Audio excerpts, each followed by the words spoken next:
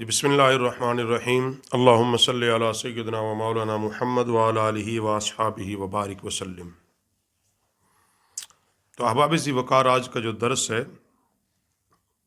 वो है कि नमाज के अंदर रफ़ा यदैन करें या ना करें। यहाँ भी दो आरा हैं।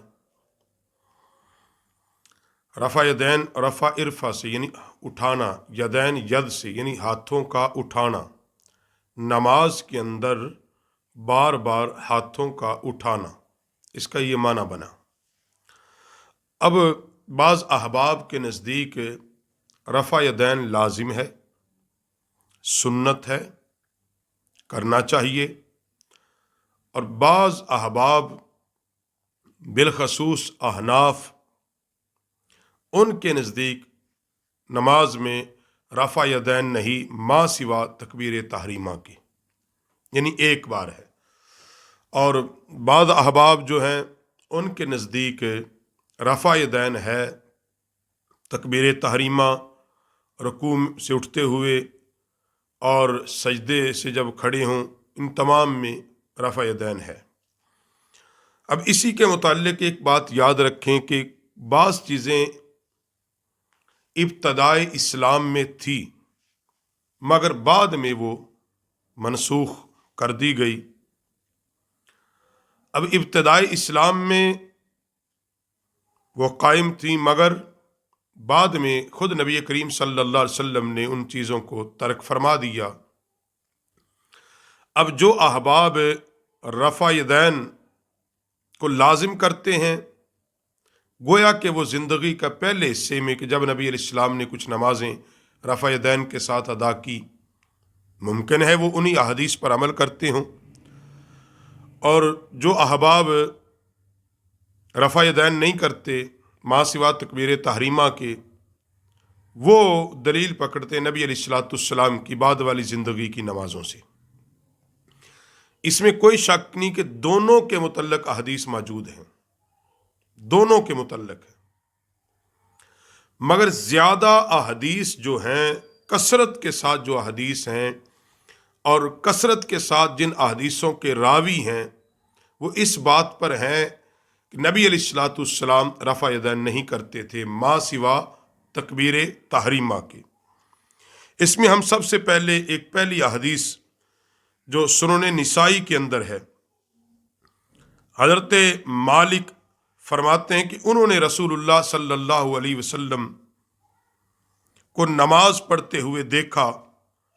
तो कहते हैं कि आप सल्लल्लाहु अलैहि वसल्लम ने अपनी नमाज में जब रुकू फरमाया,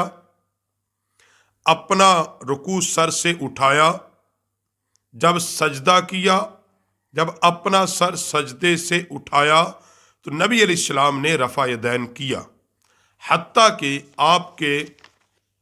दोनों हाथ कानों की लो के बराबर हो गए। एक हदीस ये जो रफ़ा यदैन के हक में है। और इससे आगे जो दूसरी हदीस नकल करते हैं, इब्ने माजा की हदीस है 865 नंबर। इसमें यह है कि हज़रत अब्दुल्ला बिन अब्बास फरमाते हैं कि नबी अलैहिस्सलाम हर तकबीर के साथ रफ़ा यदैन फरमाते थे, यानी जब भी तकबीर कहते, तकबीर तहरीमा, रुकू की तकबीर, सजदे की तकबीर, तो नबी अलैहिस्सलाम रफ़ा यदैन फरमाते। तीसरी हदीस जो रफ़ा यदैन के हक में मैं अर्ज़ कर रहा हूँ, इसको बुखारी शरीफ के अंदर भी नकल किया है। हज़रत इब्ने उमर नबी करीम सल्लल्लाहु अलैहि वसल्लम से रवायत करते हैं कि आप जब रुकू करते और सजदा करते तो रफ़ा यदैन करते थे। अब ये तीन रवायात, अब ये मैंने जो तीन अहदीस बयान की, ये हैं रफ़ा यदैन के हक में, और उनके रावी नबी अलैहिस्सलाम के सहाबा हैं, और मौजूद भी ये मुस्तनद कुतुब के अंदर, इसमें कोई शक नहीं है। अब इससे आगे आ जाएं, ये अगली जो रवायत है इस पर जो लिखी है ये शरल मानी और आसार के अंदर, और कहते हैं कि हज़रत मुजाहिद ताबई फरमाते हैं कि मैंने हज़रत इब्ने उमर के पीछे नमाज पढ़ी। हज़रत मुजाहिद ताबी बुजुर्ग हैं, फरमाते मैंने हज़रत ابن عمر رضی اللہ تعالی عنہما کے پیچھے نماز پڑھی تو اپنے ہاتھ نہیں اٹھاتے تھے سوائے نماز کی پہلی تکبیر کے، یعنی تکبیر تحریمہ۔ اور امام طحطاوی فرماتے ہیں کہ یہی ابن عمر جنہوں نے نبی کریم صلی اللہ علیہ وسلم کو رفع یدین کرتے دیکھا تو پھر انہوں نے نبی علیہ الصلوۃ والسلام کے بعد رفع یدین ترک کر دیا۔ یہ اس وقت تک ناممکن ہے جب تک ان پر نبی کریم علیہ السلام کے آنکھوں دیکھے عمل کا نسخہ ثابت نہ ہوا ہو اور ان پر اس بارے میں حجت قائم نہ ہوئی ہو۔ وہ بحث کرتے فرماتے ہیں کہ حضرت ابن عمر وہ ہیں جنہوں نے نبی کریم علیہ الصلوۃ والسلام کو اس حال میں بھی دیکھا کہ جب حضور رفع دین کے ساتھ نماز پڑھ رہے تھے، اور خود رفع دین نہیں کیا، ترک کر دیا۔ یہ تو ممکن نہیں کہ اس وقت تک ایک صحابی رسول کیسے رفع دین ترک کر سکتا ہے جب تک اس کے سامنے کوئی حجت، کوئی دلیل، کوئی نبی علیہ السلام کا عمل موجود نہ ہو۔ تو اگر حضرت ابن عمر نے رفع دین کو ترک کیا ہے تو اس کا مطلب ہے کہ ان کے پاس نبی علیہ السلام کی زندگی کے یہ واقعات اور حضور کی یہ نمازیں موجود تھی۔ اگلی حضرت یہ مسند احمد کے اندر ہے، فرماتے ہیں، اور اس کو امام درمزی نے بھی نقل کیا، حضرت علقمہ رضی اللہ تعالیٰ عنہ فرماتے ہیں کہ حضرت عبداللہ بن مسعود رضی اللہ تعالیٰ عنہ نے فرمایا کہ کیا میں تمہیں رسول اللہ کی نماز پڑھ کر نہ دکھاؤں؟ میں ایسے نماز پڑھ کے دکھاؤں جیسے مصطفیٰ نماز پڑھتے تھے۔ انہوں نے نماز پڑھی اور اپنے ہاتھوں کو نہیں اٹھایا سوائے نماز کے آغاز کے، یعنی وہی کہ تکبیر تحریمہ ایک بار رفع دین آغاز نماز کے۔ اور اس سے آگے پھر روایت کرتے ہیں ابو داؤد شریف کی حدیث نقل کرتے ہوئے، حضرت برا رضی اللہ تعالیٰ عنہ فرماتے ہیں کہ میں نے نبی کریم صلی اللہ علیہ وسلم کو تکبیر کے وقت ہاتھ اٹھاتے دیکھا، پھر آپ نے ہاتھ نہیں اٹھائے۔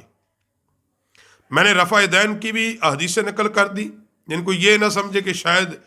صرف وہ اپنے ایک مسلک کی یا ایک کی ترجمانی ہو رہی ہے، میں نے جملہ احادیث نقل کر رہا ہوں، مگر اس کا نتیجہ بھی بعد میں ہم آپ کے سامنے رکھیں گے۔ اور اس سے آگے نقل کرتے ہیں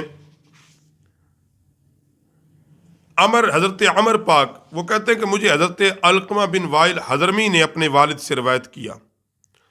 اور وہ کہتے ہیں کہ نبی کریم صلی اللہ علیہ وسلم کے ساتھ ہم نے نماز پڑھی تو انہوں نے رفع دین کرتے ہوئے دیکھا، جب تکبیر کہی،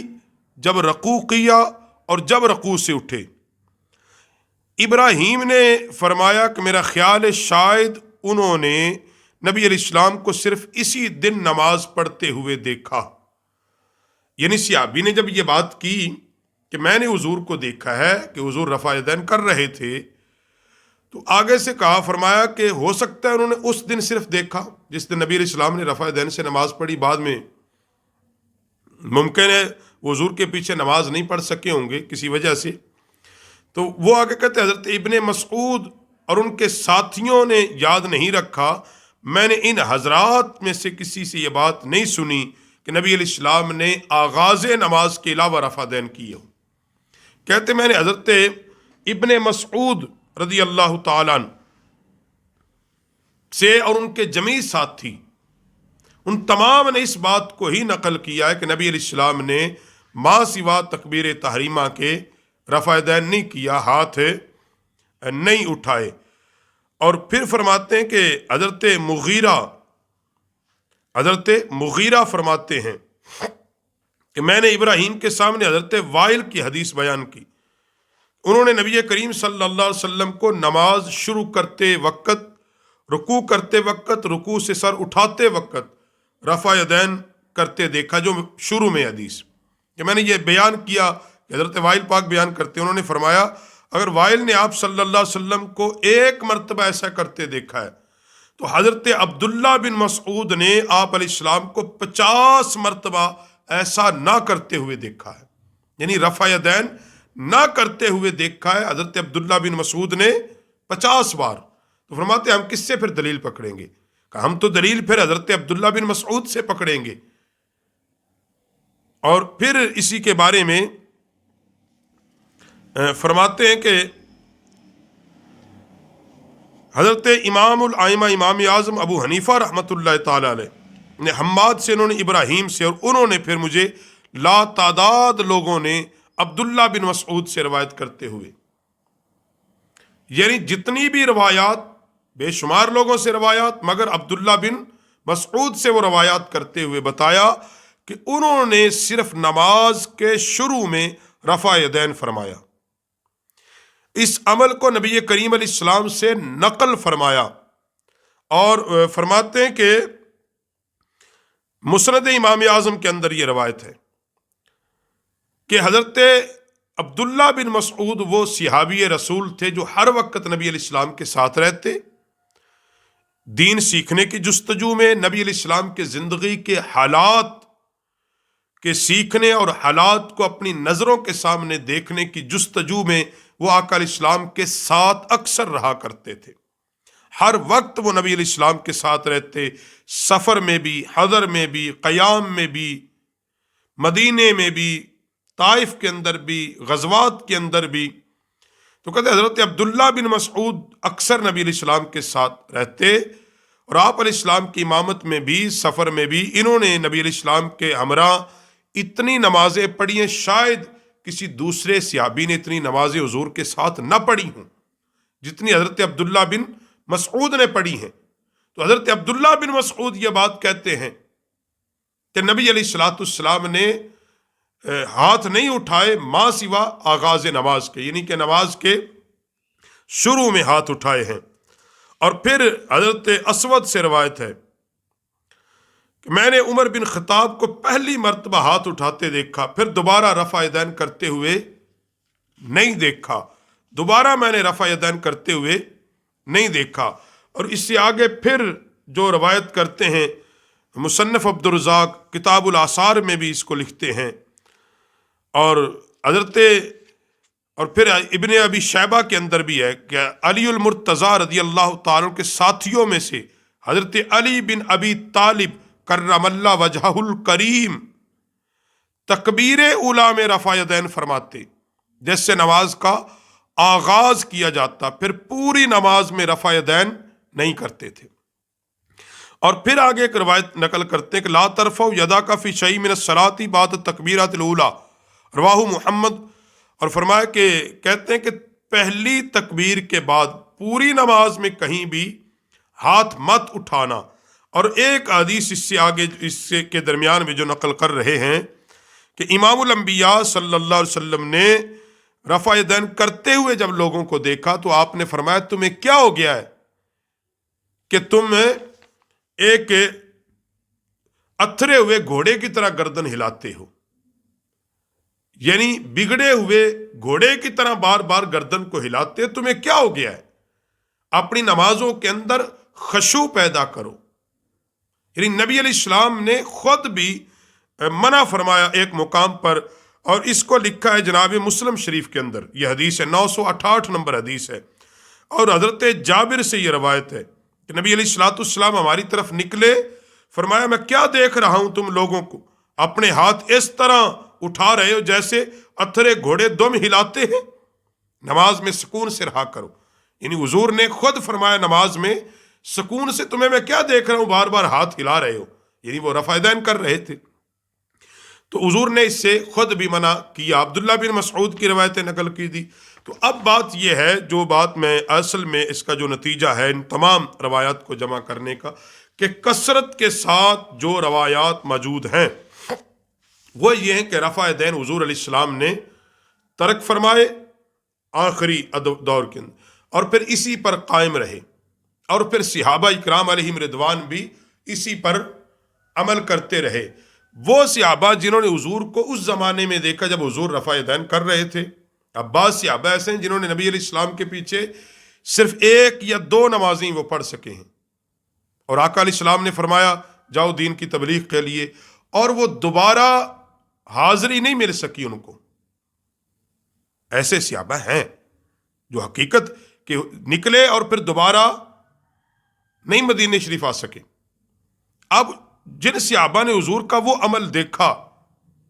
تو انہوں نے وہی بیان کیا اور اسی پر قائم رہے، اسی کی تبلیغ کی۔ اب غلط وہ بھی نہیں ہے، کیونکہ انہوں نے بھی نبی پاک صلی اللہ علیہ وسلم کا عمل دیکھا ہے. اس لیے جو رفع یدین کرنے میں ایک فروعی اختلاف ہے، اس پر اتنی شدت نہ کرو کہ جو رفع دین نہیں کرتے جی نماز ہی نہیں، اور جو رفع دین کرتے ہیں اور ان کے متعلق بھی بری باتیں کرنا اور کہنا یہ ان کی بھی نماز نہیں ہوگی. بھائی یاد رکھو، امت کا جو مسلمانوں کا آپس میں گروہی اور فرقوں کا اختلاف ہے، یہ فروعی مسائل پر نہیں. یہ فروعی مسائل ہیں، علمی بات ہے، ہو سکتی ہے بیٹھ کے اس میں ان کے پاس بھی دلائل ہیں، جو نہیں کرتے ان کے پاس بھی. اصل تو عقیدے کا اختلاف ہے، اس پہ میں درس دوں گا مکمل، کہ عقائد کا کچھ اختلاف جہاں ہے وہ ایک الگ چیز ہے. مگر یہ فروعی اختلاف ہے، اس کی وجہ سے امت کو نہ بانٹا جائے، نہ تقسیم کیا جائے کہ صرف اس بنیاد پر کسی پر کفر اور شرک کا فتویٰ لگا دینا کہ یہ رفع دین نہیں کرتے اور ان کو پتہ نہیں پھر کیا کیا کہہ دینا. بھائی انہوں نے بھی ان صحابہ سے لیا کہ جنہوں نے نبی علیہ السلام کو سال میں دیکھا، اور یا ان لوگوں کے متعلق کہہ دینا کہ یہ تو مسلمان نہیں ہیں یا گستاخ ہیں کہ جو رفع دین کر کے نماز پڑھے. بھائی عقیدہ دیکھیں، ایمان دیکھیں، یہ جو تمام احادیث موجود ہیں، بخاری شریف کے اندر بھی رفع دین کے موضوع پر احادیث ہے، اس میں کوئی شک نہیں ہے. مگر علماء نے پوری تمام احادیثوں کو، کسی ایک حدیث کو لے کر اس سے نتیجہ اخذ نہیں کرنا چاہیے. اسی لیے تو کہتے ہیں کہ مسائل کے اندر راسخ العلم لوگوں سے رجوع کیا جائے، اور دین سیکھنے کے لیے بھی انہی لوگوں سے دین سیکھا جائے جو قرآن و سنت کو جاننے والے ہیں. تمام احادیث کو جمع کر کے پھر کثرت کے ساتھ جن کے اسناد ٹھیک ہوں گی ان پر پھر ان میں سے علماء نے مسائل کو اخذ کیا ہے. وہ احادیث جو قرآن پاک سے نہ ٹکراتی ہوں، ان تمام چیزوں سے لے کر علماء نے اخذ کیا. تو امام اعظم ابو حنیفہ رحمۃ اللہ علیہ نے اسی بات سے دلیل پکڑی. فرمایا کہ جب حضرت عبداللہ بن مسعود اور دیگر صحابہ روایت کرتے ہیں، اور 500 کے قریب کہتے ہیں، مجھ تک یہ روایات پہنچی ہیں کہ نبی علیہ الصلوۃ والسلام رفع دین نہیں فرماتے ما سوا کے تکبیر تحریمہ کے. یہ بھی ایک رفع دین کا مطلب ہاتھ اٹھانا نماز کے لیے. اب ایک بار ہے، احناف کے نزدیک رفع دین ایک بار ہے،